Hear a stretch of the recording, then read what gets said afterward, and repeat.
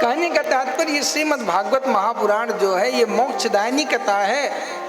और जो डर मनुष्य को हमेशा लगा रहता है उस डर को महाराज समाप्त करने में पूर्ण सामर्थ्यवान है।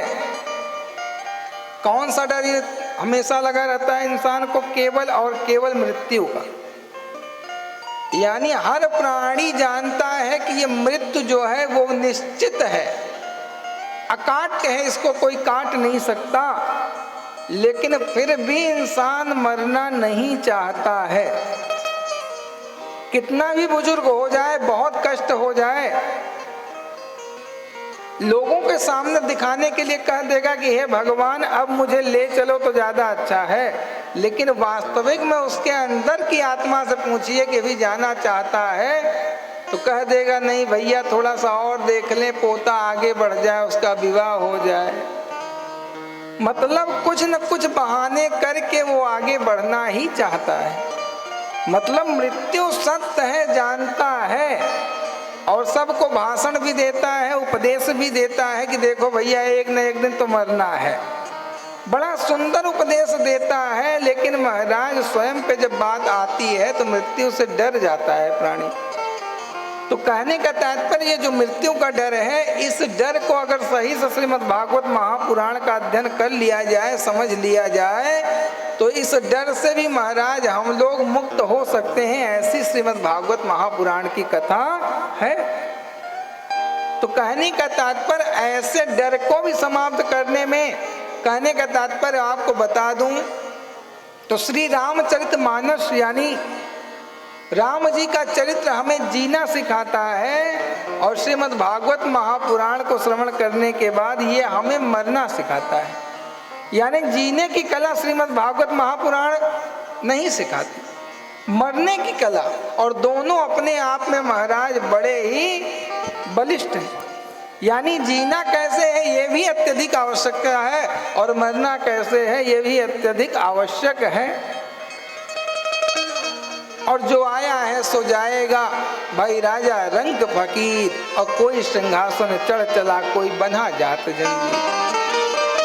जाना सबको है, जिसने इस धराधाम पे जन्म लिया उसको मरना ही मरना है।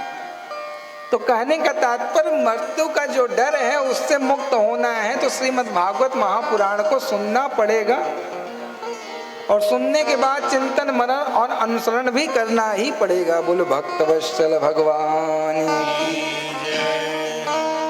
और यही मृत्यु का डर रावण हिरण्याकश्यपु आदि को हो गया। जो बड़े बड़े पराक्रमशाली, बड़े बड़े महाराज दिग्गज थे, जिनसे धरती भी हिल जाती थी, ऐसे ऐसे पहलवानों को भी महाराज मृत्यु का डर नहीं छोड़ा। उनको भी मृत्यु का डर निरंतर बना ही था। तो हम प्राणियों को क्यों नहीं बना रहेगा? तो कहने का तात्पर्य परमात्मा के श्रीमद् भागवत महापुराण की कथा कर सुनने मात्र से, श्रवण करने मात्र से काम चलने वाला नहीं है।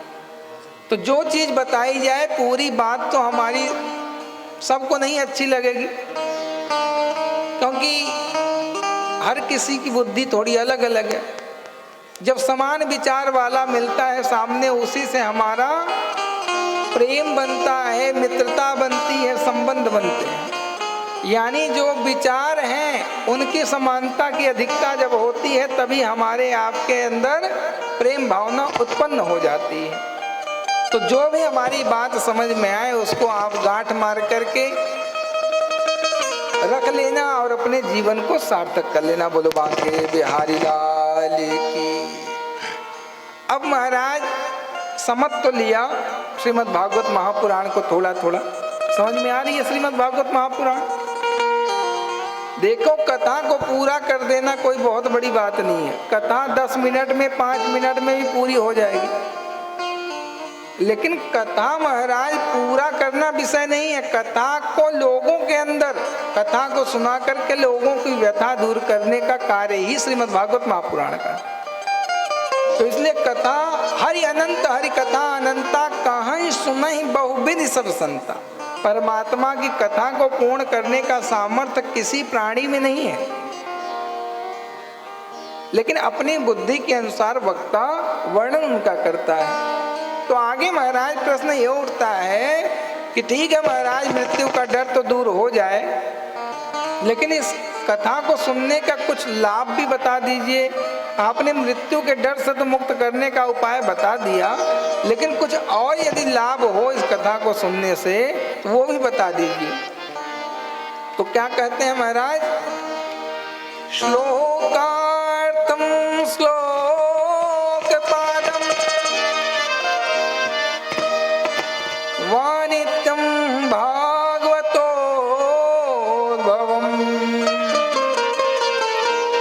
पढ़ते शृणुयात यस्तु गो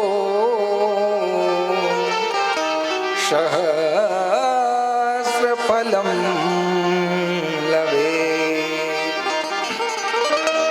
श्लोकार्थम श्लोक पादम वा नित्यम भागवतोद्भवम और पढ़ते श्रृणुयात यस्तु गो सहस्र फलम लभेत।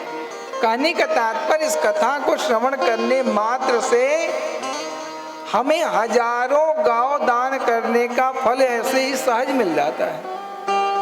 कहने का मतलब श्लोकार्थम श्लोक पादम, जो प्रतिदिन आधे या 1/4 श्लोक का भी पाठ करता है श्रीमद् भागवत महापुराण का, या श्रवण करता है, उसको 1000 गौ दान करने का फल मिल जाता है।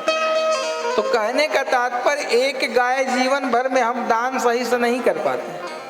कहने का तात्पर्य पूरे जीवन में एक गौ दान हम सही तरीके से नहीं कर पाते हैं, और इस कथा को श्रवण चिंतन मात्र से ही 1000 गायों का दान हमें बड़ी सहजता से मिल जाता है। तो महाराज एक गौदान तो हम कर नहीं पाते, तो 1000 गौदान करने का यदि फल श्रीमद् भागवत महापुराण को सुनने से मिल रहा है, तो ऐसे अच्छे मौके को भी हमें छोड़ना नहीं चाहिए। तो कहने का तात्पर्य इसमें इतनी सामर्थ्य है। और परमात्मा कहते हैं नित्यम मम कथा तत्तिष्ठन्ति वैष्णवा तत्र तिष्ठन्ति वैष्णवा। परमात्मा कहते हैं नित्यम मम कथा यत्र तत्र तिष्ठन्ति वैष्णवा।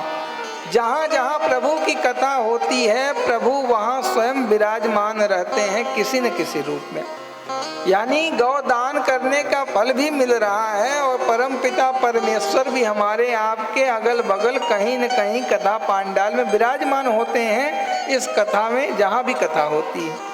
तो इतना लाभ जब है, जिस परमात्मा को प्राप्त करने के लिए योगी महाराज योग साधना के माध्यम से हजारों वर्षों में भी नहीं प्राप्त कर पाते, वो परमात्मा हमें आपको बड़े सहजता से प्राप्त हो जाते हैं।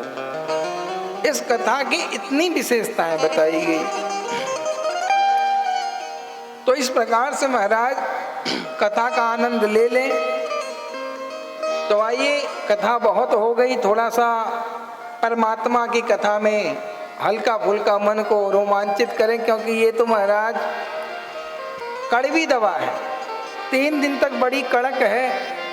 तो जिस प्रकार महाराज बालक को डॉक्टर साहब कहते हैं महाराज की दवा के साथ थोड़ी सी शहद मिला के पिला दो तो इसे कष्ट नहीं होगा, ऐसे ही इस कथा को आप लोगों को थोड़ी शहद यानी भजन रूपी शहद मिला के पिलाया जाएगा, तभी हजम होगा, नहीं हजम होने वाला नहीं है।